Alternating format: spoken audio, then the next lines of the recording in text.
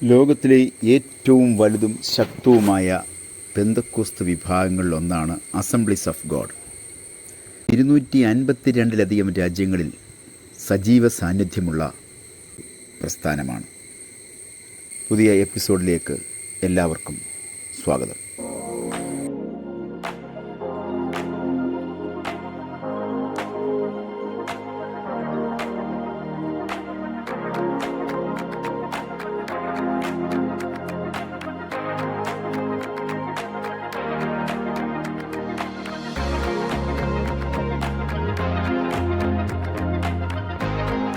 ലോകത്തിലെ ഏറ്റവും വലുതും ശക്തവുമായി വളർന്നുകൊണ്ടിരിക്കുന്ന ഒരു പെന്തക്കോസ്ത് പ്രസ്ഥാനമാണ് അസംബ്ലീസ് ഓഫ് ഗോഡ്. വിശാലമായ പെന്തക്കോസ്ത് പ്രവർത്തനങ്ങളെ ഏകോപിപ്പിക്കുവാനായി 1914 അമേരിക്കയിലെ അർക്കൻസാസ് സംസ്ഥാനത്തുള്ള ഹോട്ട് സ്പ്രിങ്സ് എന്ന സ്ഥലത്ത് വെച്ച് രൂപീകരിക്കപ്പെട്ടതാണിത്. സഹകരിച്ചുള്ള കൂട്ടായ്മ പ്രവർത്തനം തങ്ങളുടെ ലക്ഷ്യം വേഗത്തിൽ സാധിപ്പിക്കുമെന്നത് വിശ്വസിച്ച ഒരു കൂട്ടം പെന്തക്കോസ്ത് ശുശ്രൂഷകരാണ് ഇതിന് പിന്നിൽ. 20-ാം നൂറ്റാണ്ടിൻ്റെ ആരംഭത്തിൽ അമേരിക്കയിലെ ടെക്സസ് സംസ്ഥാനത്തെ ടൊപ്പക്കായിൽ ചാൾസ് പെർഹാമിൻ്റെ ബൈബിൾ സ്കൂളിൽ പ്രത്യക്ഷമായ അന്യഭാഷാ അടയാളത്തോടു കൂടിയ പരിശുദ്ധാത്മ സ്നാനമാണ് ഈ സഭയുടെ ആരംഭത്തിന് കാരണമായത്. ഈ ഉണർവിൻ അഗ്നി വളരെ വേഗം ലോകത്തിൻ്റെ പല ഭാഗങ്ങളിലും വ്യാപിച്ചു. യാഥാസ്ഥിതിക സഭകൾക്ക് ഈ പുതിയ അനുഭവം അംഗീകരിക്കുവാൻ കഴിഞ്ഞില്ല. അങ്ങനെ ഈ അനുഭവം പ്രാപിച്ചവർ സഭയിൽ നിന്നും പുറത്താക്കപ്പെടുകയോ സഭയിൽ നിന്നും പുറത്തു പോവുകയോ ചെയ്തു. ഇവരെ ഏകോപിപ്പിക്കുകയായിരുന്നു ഒരു ഉദ്ദേശം. മറ്റൊന്ന്, ഉണർവിൻ്റെ പേരിൽ പലരും പ്രാദേശിക കൂട്ടങ്ങളിൽ പ്രസംഗകരായി വരികയും അവരിൽ ചിലർ സത്യവാന്മാരല്ലായകയാൽ പ്രാദേശിക സഭകൾക്ക് ബുദ്ധിമുട്ടുണ്ടാവുകയും ചെയ്തു. ഇത് തടയാൻ ഒരു സംഘടന ആവശ്യമായി വന്നു. മൂന്നാമതായുള്ള കാരണം, ഉണർവുണ്ടായെങ്കിലും ആദ്യകാല പ്രവർത്തകർ പലരും വചന പരിശീലനം ഇല്ലാത്തവരായിരുന്നതിനാൽ ഉപദേശപരമായി പ്രശ്നങ്ങളുണ്ടായി. ആകയാൽ അവരെ പരിശീലിപ്പിക്കുവാൻ ബൈബിൾ സ്കൂളുകൾ ആവശ്യമായി വന്നു. ഓരോ പ്രാദേശിക സഭയ്ക്കും അത് സാധ്യമല്ലാത്തതിനാൽ ഒരു സംഘടനയുടെ ആവശ്യം തോന്നി. നാലാമതായി, ശുശ്രൂഷകർക്ക് ഓർഡിനേഷൻ നൽകാൻ ഒരു സംഘടന അത്യാവശ്യമായിരുന്നു. അഞ്ചാമതായി, പല രാജ്യങ്ങളെ സുവിശേഷീകരിക്കുന്നതിനുള്ള മിഷണറി പ്രവർത്തന കൂട്ടായ പരിശ്രമം ആവശ്യമായി വന്നു. ഈ പശ്ചാത്തലത്തിലാണ് ഒരു സംഘടനയ്ക്ക് രൂപം നൽകാൻ ആദ്യകാല പ്രവർത്തകർ തീരുമാനിച്ചത്. അങ്ങനെ 1913 E N. Bell, Howard Goss, D.C.O. Opperman, A.P. Collins, M.M. Pinson എന്നിവരുടെ കൂട്ടായ ശ്രമമാണ് ഇതിന് തുടക്കം കുറിച്ചത്.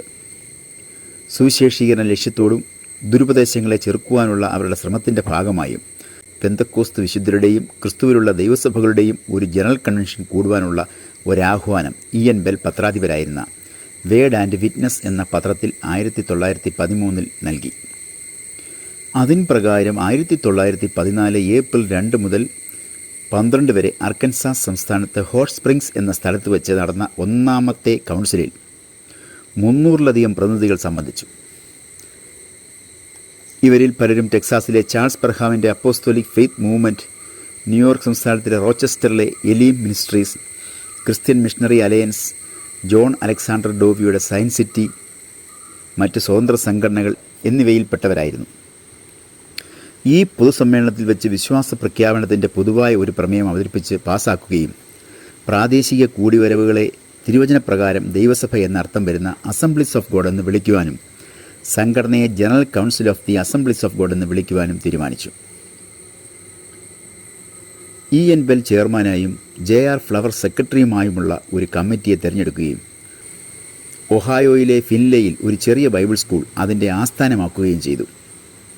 1915 ആസ്ഥാനം സെൻറ്റ് ലൂയിസിലേക്ക് മാറ്റി.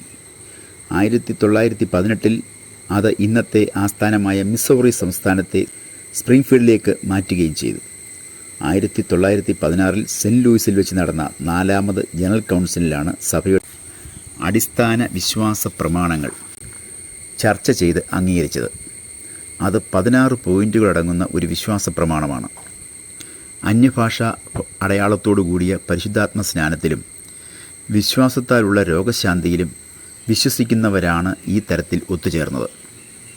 1925 മുതൽ 1929 വരെ ചെയർമാനായിരുന്ന W.T. ഗ്യാസ്റ്റൻ്റെ കാലത്ത് AGയുടെ കോൺസ്റ്റിറ്റ്യൂഷൻ ബൈലാസ് അംഗീകരിക്കപ്പെട്ടു. ഭരണ നിയമത്തിൽ ചെയർമാൻ എന്നതിന് പകരം ആ സ്ഥാനത്ത് പേര് ജനറൽ സൂപ്രണ്ട് എന്നാക്കി മാറ്റി. 1929 E.S. വില്യംസ് അസംബ്ലീസ് ഓഫ് ഗോഡിൻ്റെ ഒന്നാമത്തെ ജനറൽ സൂപ്രണ്ടായി തിരഞ്ഞെടുക്കപ്പെട്ടു.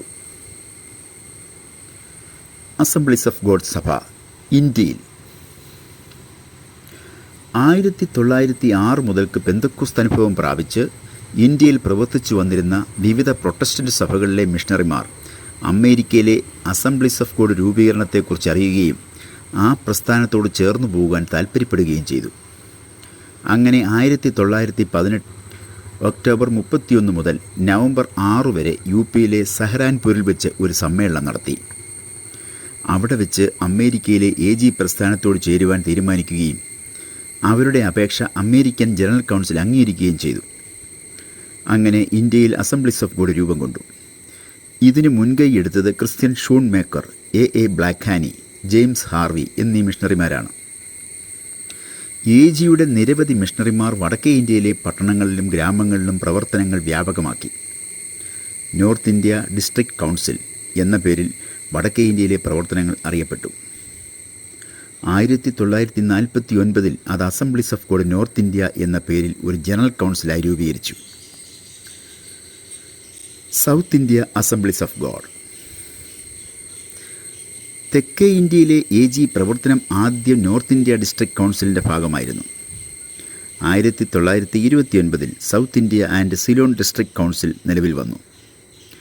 1947 സിലോൺ വേറൊരു ജനറൽ കൗൺസിലായി മാറുകയും south India Assemblies of God ഒരു പ്രത്യേക ജനറൽ കൗൺസിലായി തീരുകയും ചെയ്തു. 1951 ഓഗസ്റ്റ് 17 ബോംബെയിൽ south India Assemblies of God register ചെയ്യപ്പെട്ടു. അന്ന് SIAGയിൽ 3 ഡിസ്ട്രിക്റ്റുകളാണ് ഉണ്ടായിരുന്നത്. ഒന്ന് മറാത്തി ഡിസ്ട്രിക്റ്റ്. 1923 മുതൽ തോമസ് ടോഡാറ്റിൻ്റെ നേതൃത്വത്തിൽ പ്രവർത്തിച്ചു. 1934 റവറൻഡ് ഹോളമൻ മിഷണറിയായി ചേർന്നു. 2 Tamil district. 1937 miss constant SED Bangalore കേന്ദ്രമാക്കി അതിൻ്റെ പരിസരങ്ങളിൽ പ്രവർത്തനം തുടങ്ങി. 1948 മിസ്റ്റർ ആൻഡ് മിസ്സസ് ഒലിവർ ഷേർത്ത് മധുരയിൽ തമിഴ് ബൈബിൾ ഇൻസ്റ്റിറ്റ്യൂട്ട് തുടങ്ങി. മിസ്റ്റർ ആൻഡ് മിസ്സസ് റോബർട്ട് എർഡ്വേഡിന് നല്ല പ്രവർത്തനങ്ങൾ തമിഴ്നാട്ടിലുണ്ടായിരുന്നു. 3 മലയാളം ഡിസ്ട്രിക്റ്റ്. മേരി ചാപ്മാൻ 1915 ആരംഭിച്ച പ്രവർത്തനം വളർന്നു. തുടർന്ന് ബർജസും മറ്റു മിഷണറിമാരും തദ്ദേശീയരായ പ്രവർത്തകരും ചേർന്ന് പ്രവർത്തിച്ചു. പിന്നീട് കർണാടകയും ആന്ധ്രയും ചേർന്ന് central district സ്ഥാപിതമായി.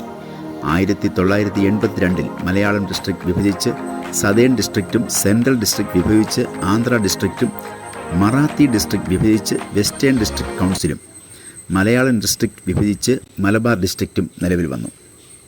ഹോളമാൻ, AC Samuel, Victor Joseph, C Kunjumon, Y Jayaraj, TC George എന്നിവർ South India Assemblies of God സൂപ്രണ്ടന്മാരായി സേവനമനുഷ്ഠിച്ചിട്ടുണ്ട്.